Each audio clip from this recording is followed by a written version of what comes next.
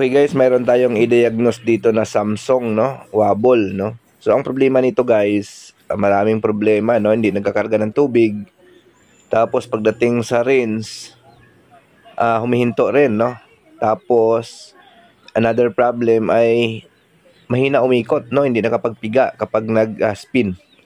So maraming problema yung washing machine na ito. So ang gagawin natin guys, i-diagnose natin lahat yung problema nito para makita natin kung anong problema, kung bakit ayaw niya magkarga ng tubig. Tapos pagdating ng 14, humihinto, no? Hindi na diretso sa spin. At kapag nag-spin naman, no, bago pa nangyari yon, mahina daw ang ikot. Ayan. So tichikin natin guys. So una, ito yung tichikin natin, yung inlet valve, no?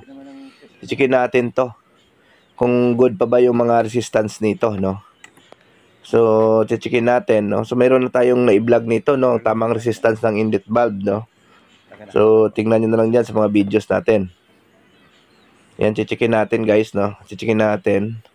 Yung dito sa dulo, sa kaliwa, 4.3. So, good. Yung sa gitna, 4.3, good din. Ito yung sa patlo sa kanan, wala. Ayan, no? Wala. So, yung sensor, checkin din natin. Ang reading ng sensor ay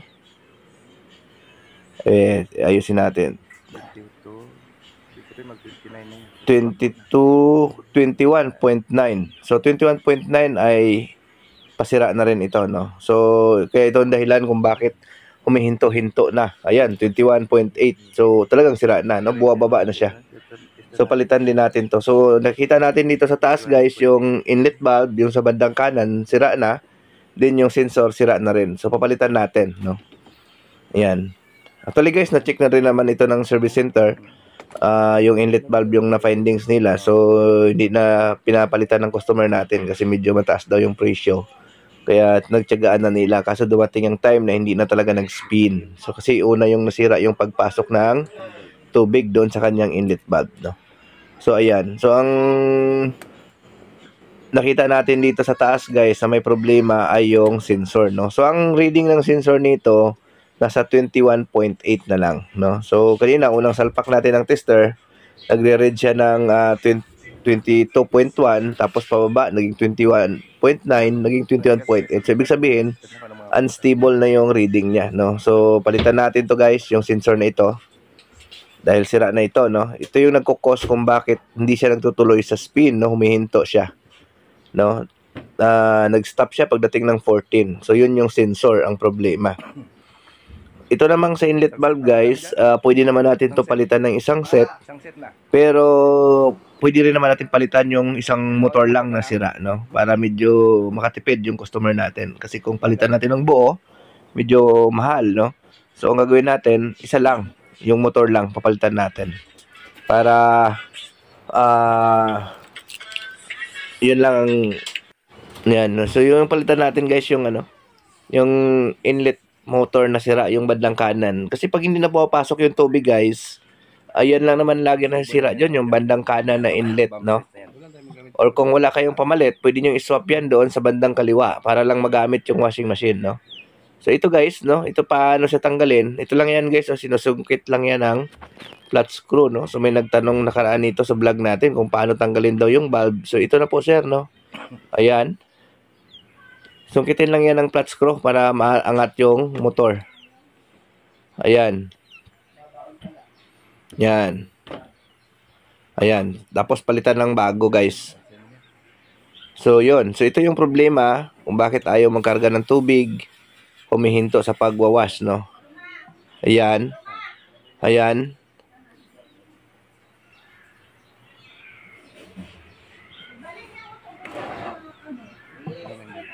So, checkin din natin to yung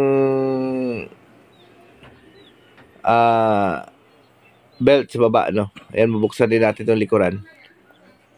Ayan. Buksan din natin to. Ayan.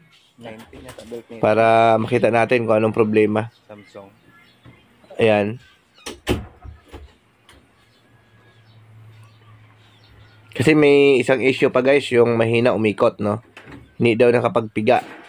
Basang-basa pa yung damit, no? Bago pa nasira yung paghinto niya. So, checkin natin yung belt guys kung malambot na, no? Ayan. Ayan, titingnan natin, no? Ayan, malambot na nga guys yung belt guys, no? Papalitan na natin to. Ayan, no? Tanggal na natin kaagad. Manipis na. Kaya mabilis siya matanggal. Ibig sabihin malambot na, dumudulas na yan. So yun po ang problema kung bakit mahina siya mag-spin. Ayan guys, no? So palitan din natin yung belt. So bali tatlong pinalitan natin guys. Yung sensor, yung inlet valve motor, no? Kasi ang nangyari, ayaw magkarga ng tubig, humihinto siya sa pag-spin. Pagdating sa 14, tumitigil. Then mahina umikot, no? So tandaan nyo lang guys, kapag ayaw kumarga ng tubig, no? So chichikin nyo yung inlet valve. Ngayon kapag humihinto naman yung spin, pagdating sa 14 humihinto na, palitan nyo yung sensor, no? Kasi yun ang usual na nagkakaproblema. Or kapag humina yung ikot ng inyong washing machine, hindi makapagpiga, mahina na, palitan nyo yung belt, no? Yun po ang usual na nangyayari guys, no? Kapag mahina siya umikot, no? So checkin nyo yung belt kung manipis na or maluwag na. Pag maluwag na yan, talagang mahina na yan umikot, no? Hindi na yan makapagpiga ng damit. Ayan.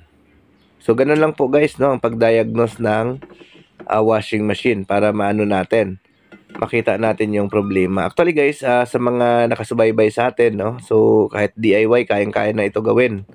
No, tingnan nyo lang naman kung anong problema ng inyong washing machine, kung saan siya humihinto, no.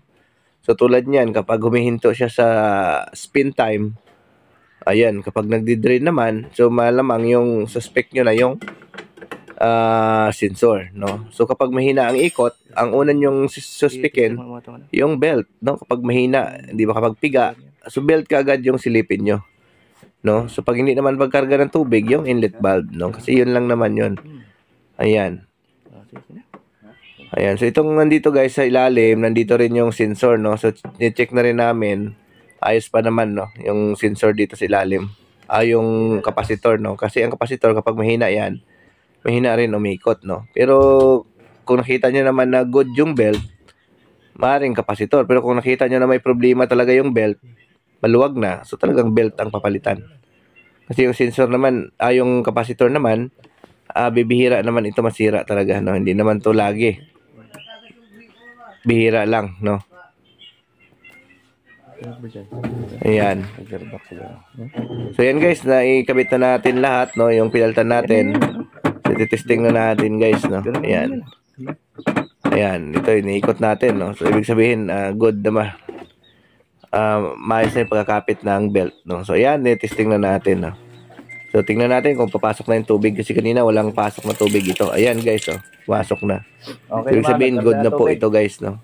So yun lang naman guys, ang naging problema niya, no, tatlong parts, yung inlet valve, yung sensor, at saka yung belt, no. So kapag alam kasi natin chicken yung bawat parts ng washing machine, kapag nagbigay ng problema, pwede naman natin chicken isa-isa yung bawat parts, no. Makikita na natin kung alin ang nagkakaproblema, no. Yung inlet valve kasi natin may tamang sukat yan, yung mga reading dyan. Yung sensor natin ganun din, no. Yung capacitor natin may tamang sukat din yan, naka-indicate naman dyan sa body ng capacitor. Yung belt natin, makikita naman natin yan visual. So madali lang siya talaga i-identify yung problema, no. Ngayon kung na-check mo na lahat dyan, good. Sa tester mo, okay, no. Okay yung belt, okay yung capacitor, okay yung inlet valve, okay yung sensor, okay yung door switch, no. So pwede ka na mag-come up na nasa board ang problema, no. So ganun lang naman ang pag-troubleshoot dito sa ating automatic washing machine. Basta alam natin yung tamang reading ng mga parts, no. Okay guys, maraming salamat sa panonood. Bye-bye.